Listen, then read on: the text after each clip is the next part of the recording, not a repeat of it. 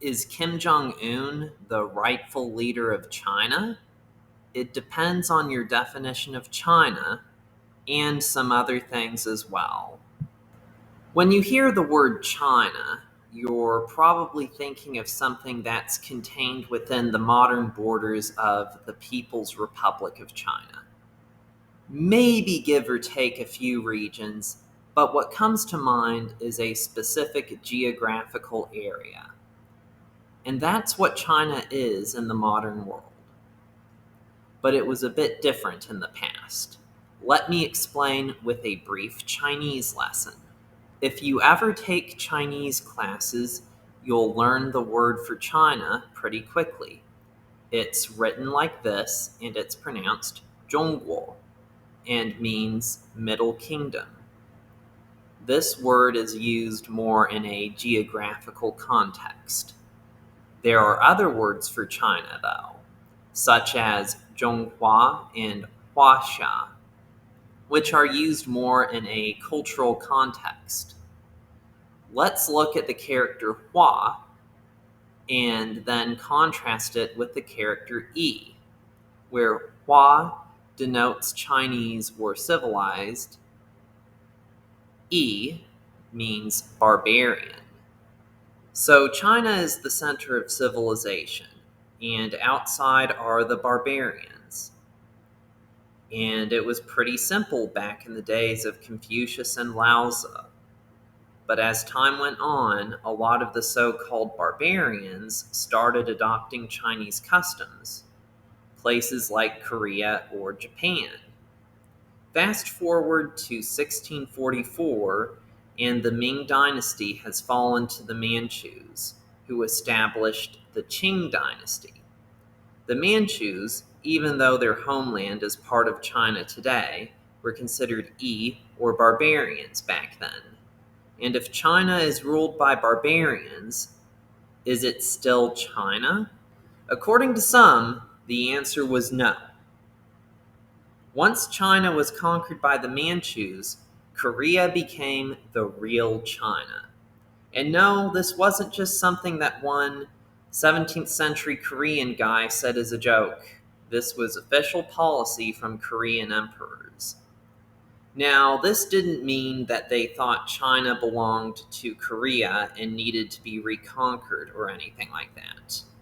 After all, Korea was subordinate to the Qing dynasty for over 200 years. What they believed was that China now includes Korea, but doesn't include China. This theory is called Xiaozhonghua, or Little China theory. If you take this claim seriously, you have several options. You could say that Korea stopped being the real China when it was conquered by Japan in 1895. You could also say that the fall of the Qing dynasty in 1912 meant that China became China again. But if you think that Korea continues to be the real China until today, then there are 4 people who could be the real leader of China. There's no leader of rooftop Korea, but if there was, then there would be 5. There are 2 imperial claimants, Yi Suk and Yi Wan. Apologies for my pronunciation there. There's also South Korean President Yoon Suk Yeol. And finally, there's Kim Jong-un, Supreme Leader of North Korea, or maybe the Supreme Leader of China. Of course, that's only if, in addition to accepting Korea as the real China, you also accept North Korea as the real Korea. Now, I support unification under the Republic of Korea or South Korea, so I don't agree with that. In my opinion, there's a pretty big flaw in this little China ideology. Supposedly, the Manchus conquering China means that Korea gets to be the real China. This would feel a lot more legitimate if the Qing dynasty was the first, so-called barbarian empire to conquer and rule over all of China. But if you have any interest in history, you'll know this isn't true. In 1279, the Mongol Yuan dynasty defeated the final remnants of the Song dynasty, which meant that all of China was under Mongol rule. And I don't see how the Mongols were any less removed from Chinese civilization than the Manchus. If anything, it was the other way around. After all, before they conquered China, the Manchus built a miniature version of the Forbidden City in their capital. You can visit it today in the city of Shenyang in Liaoning province. As one Chinese kid once told me, I like the Shenyang Forbidden City because it has weapons.